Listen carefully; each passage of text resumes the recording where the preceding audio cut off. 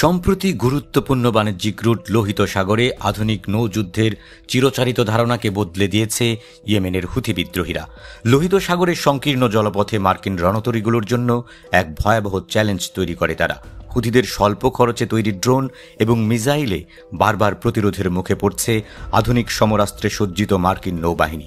লোহিত সাগরে হুথিদের আধিপত্য রুখতে বিমানবাহী রণতরী ইউএসএস ট্রুম্যানও মোতায়েন করে ট্রাম্প প্রশাসন। এরপরেও কিছুতেই ঠেকানো যায়নি হুথিদের মিসাইলের দাপট। শেষ পর্যন্ত উপায় না পেয়ে হুথিদের সঙ্গে যুদ্ধবিরতি চুক্তি করতে বাধ্য হয় যুক্তরাষ্ট্র।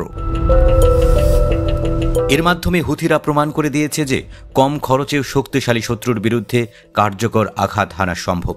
হুথিরাই প্রথম কোনো বিদ্রোহী গোষ্ঠী হিসেবে এন্টিশিপ ব্যালিস্টিক মিসাইল ব্যবহার করে নৌযুদ্ধের ইতিহাসে নতুন অধ্যায় যোগ করেছে। তাদের এই অপ্রচলিত কৌশল বিশ্বজুড়ে সামরিক কৌশলবিদদের নতুন করে ভাবতে বাধ্য করছে।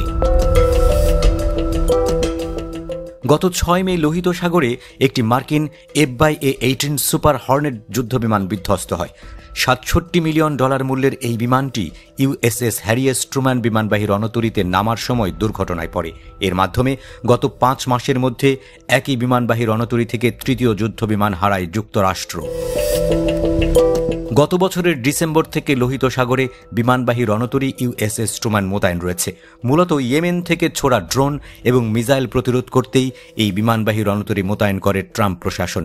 এদিকে তৃতীয় যুদ্ধবিমান বিধ্বস্ত হওয়ার ঠিক কয়েক ঘণ্টা আগেই হুথিদের সঙ্গে যুদ্ধবিরতি ঘোষণা দেন মার্কিন প্রেসিডেন্ট ডোনাল্ড ট্রাম্প।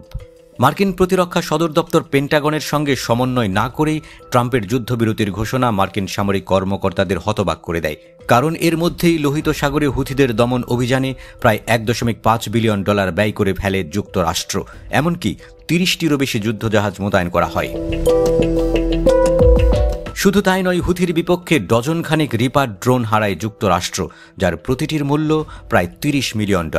তাই হুথির মতো একটি বিদ্রোহী গোষ্ঠীর সঙ্গে হঠাৎ ট্রাম্পের যুদ্ধবিরতি কৌশলগত দিক থেকে যুক্তরাষ্ট্রের অবস্থান দুর্বল করতে পারে বলে শঙ্কা জানান দেশটির সামরিক কর্মকর্তারা। সামরিক বিশ্লেষকরা বলছেন, এই পরিস্থিতি প্রমাণ করে যে হুথি বিদ্রোহীদের মুখোমুখি হয়ে কতটা খারাপ সময়ের মধ্যে দিয়ে গেছে যুক্তরাষ্ট্রের মতো সুপার পাওয়ার। এদিকে যুদ্ধবিরতির আগে ইয়েমেনে F-35 স্টেলথ বোমার ব্যবহার করে হামলা জোরদার করে যুক্তরাষ্ট্র। এতে শত শত হুথি বিদ্রোহী নিহত এবং তাদের অস্ত্রের গুদাম ধ্বংস হয়ে যায়। কিন্তু এরপরেও হুথিদের কিছুতেই দমানো যায়নি। এত ক্ষয়ক্ষতির পরেও ইসরায়েলে অত্যাধুনিক ব্যালিস্টিক মিসাইল ছুড়েছে হুথিরা। এত কিছুর পরেও হার না মানা হুথিদের সক্ষমতা নিয়ে বিস্ময় প্রকাশ করেছেন এক মার্কিন কর্মকর্তা। তিনি বলেন, হুথিদের মিসাইল দিন দিন আরও উন্নত হচ্ছে। এটা সত্যি অবাক করার মতো।